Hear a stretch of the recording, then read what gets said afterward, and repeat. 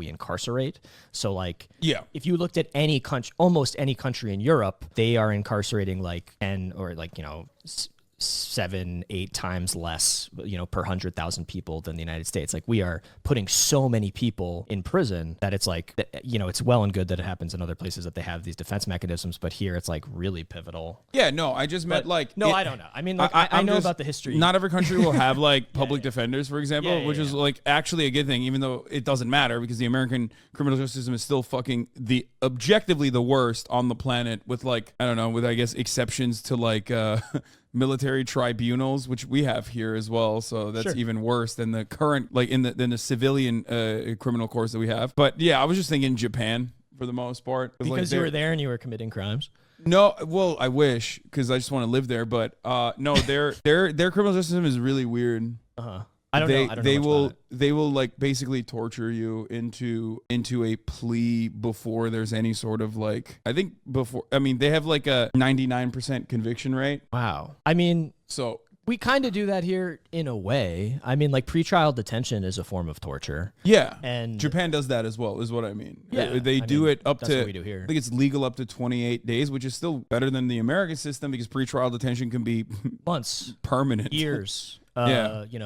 Khalif Browder was incarcerated at Rikers for 3 years while he awaited trial for stealing a backpack, allegedly. And he was in solitary confinement for 700 days in that 3-year period. Yeah. Like they killed him. Like he got out, but he, unfortunately, he took his own life, and I think there's a direct line, obviously, between what he experienced while he was incarcerated. There was never any evidence that he stole a backpack, by the way. Like, they didn't even... Yeah, no, I wasn't saying... for the record. Blah, blah, blah. Literally, straight up, it was for a backpack. Even if he had, it's ridiculous, but, like, he had not. There was no evidence whatsoever. Yeah, so, unfortunately, I think, pretrial detention is a horrible thing. Yeah, and they can detain you before they know if you actually did anything for like 28 days in Japan. Yeah, which is why they always say like if you're visiting and they like suspect you of doing a crime, just say you did the crime instead of like trying to fight it, because usually like that's the quickest way to get out of any issue. What? Yeah, it's weird. So obviously it's not like murder, you know what I mean? They're not like, oh, you did a murder, like you have to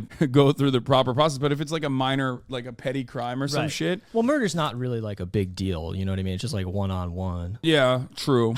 Yeah, also like murder, very cool as far as crimes goes, you know? It is sort of the most badass of crimes. Yeah, I agree. As defense attorneys say, it's just an assault without a complaining witness. You're going to be, okay, so you're going to, as a public defender, you are probably like the most normal of lawyers.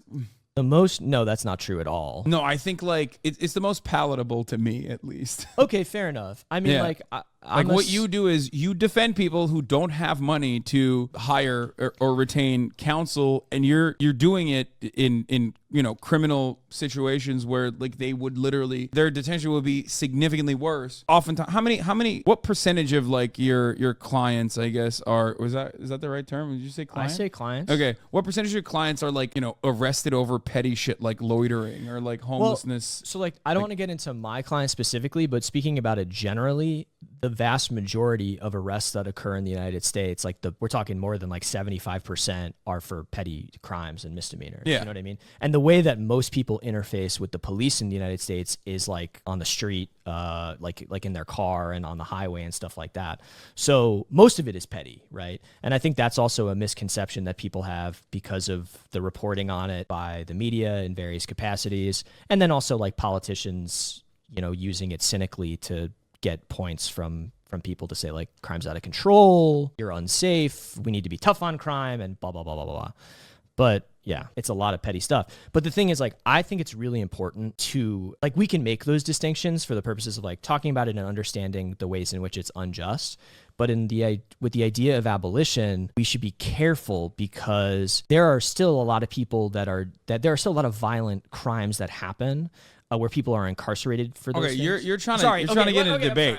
You're trying to get in a debate mode right now. I'm not in debate mode. I'm not in debate mode. I'm not in debate mode. Fucking lawyers, bro. I'm not in debate mode. You invite them onto the stream. I'm not in debate mode. Okay, immediately he's just like dropping out. I'm just kidding. We can. And I do want to talk to you about that inevitably. Before we get started on debates that, Alex immediately went lawyer mode. No, I was just This is how sometimes the thing is, if you just let me talk, I'm just going to talk. Objection. Yeah. Okay. Good. Very good. Was that good? What the fuck is this? Oh, no, these are old. Don't look at my tweets. It's crazy what people let Hassan get away with just because he's handsome and tall. Once a guy fucked the crease between my thigh and labia, thinking he was in my vagina. And when he finished, he asked if I got off. I had to break it to him that he just fucked my leg. This is what I think of when men act like they're equipped to make laws about women's bodies. I didn't know I was going to come on stream at that time. Why didn't you guys show me this beforehand? I would not have let this man into my home, okay? Anyway, don't. What is this? There's only one way to determine if Hassan is a true comrade. He has to kiss me on the lips. What the fuck is this? What is going on? You guys didn't show me any of this stuff beforehand, and now I have him right here. Well, why are you pulling it up? They're doing this on purpose. Yeah, of course they're going to. No, I'm not. Maybe a donation goal. We'll figure it out. Are you writing that down? Yeah, I'm going to write that down. Yeah. No, I just did a new tweet. Oh, you did? Yeah. What the fuck? Wait, I thought you were writing the fundraiser goals. What the fuck? You had that ready? What is that? I did. Wait, you literally had that ready? Yeah, I did. What the fuck? I thought it might come up. That's insane. How does that work? So like you fucked up. Instead of going to like corporate law, you became a public defender. Ew, you're fucking broke. What's up with that? Yeah. How do you pay for your student loans? Well, I'm lucky because I am getting my loans paid off by this like program that I'm in. If I do it for like 10 years. George Soros? George Soros. Yeah, it's called the George Soros program. He cuts all my checks. It's called, Release the Criminals Foundation by George Soros. Yes. Actually, when I went to law school, I wasn't sure what I wanted to do, but like I wanted to like help. I didn't want to be harmful. And then that's really stupid if you're becoming a lawyer. Also, if anyone's thinking about becoming a lawyer, they should read Dean Spade's essay, like Don't Become a Lawyer, or like if you're thinking about going to law school, read this essay. It's really good.